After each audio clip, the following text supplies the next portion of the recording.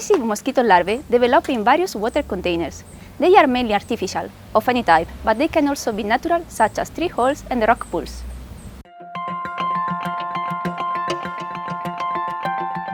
Ovitraps are mimicking these breeding sites. Female mosquitoes will lay their eggs on the offered substrate, such as a stick of wood. The substrate is collected and the eggs are counted later in the laboratory. Egg counting in ovitraps is an essential tool for confirming the presence or absence of invasive mosquitoes. Also, the number of eggs helps assessing the production of biting females, hence nuisance and pathogen transmission risk.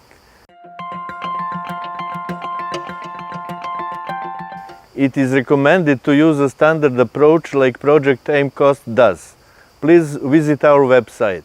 This approach helps stakeholders to compare one region or a time period to another. It also allows us to evaluate the effectiveness of control efforts by comparing results before and after the interventions. Many types of ovitraps exist, but all are similar. The plastic container can vary in size, but it must be black. Also, several types of oviposition substrates can be used. For a complete ovitrap, you need a plastic blood container from 1/2 to 2 liter capacity, a substrate on which the mosquito may lay the eggs. One of the easiest and cheapest to find is a standard wood tongue depressor of 1.5 wide by 15 centimeters length. The tongue depressor needs to be made rough to facilitate egg laying and attached to the cup on the inner side. Then rainwater or tap water should be added up to 2 centimeters below the top. One overflow hole positioned at the same distance from the top should be created. To lower the risk of drying out, the cup size may be enlarged or shorten the time between the checks. If the check interval is longer than 1 week, a larvicide should be added to avoid the larval development.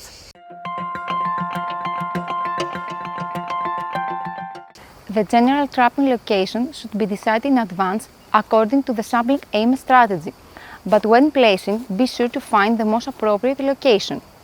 Suitable places are those with vegetation in which adult mosquitoes can rest. Exposure to sun, wind, and disturbance by animals or humans make a site not suitable.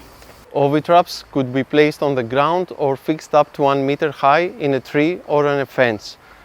Finally, to secure the trap, it is recommended to label it appropriately with information about its utility and contact information. Every trap should have a unique number and every oviposition substrate must be labeled with the trap number and the date of placement. At every trap check, first replace the labeled oviposition substrate underwater.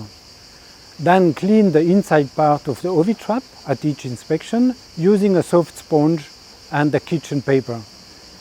And finally, carefully wrap the substrate in kitchen paper and place it in a plastic bag with the indication of the date of checking. This is in addition to the placement date and the unique trap number. Bring the collected substrate to the laboratory and store them at room temperature before eggs counting and identification. Counted eggs under a stereoscope. Only experts can perform species identification either from eggs or reared larvae and or emergent adults. Record the result in a database file.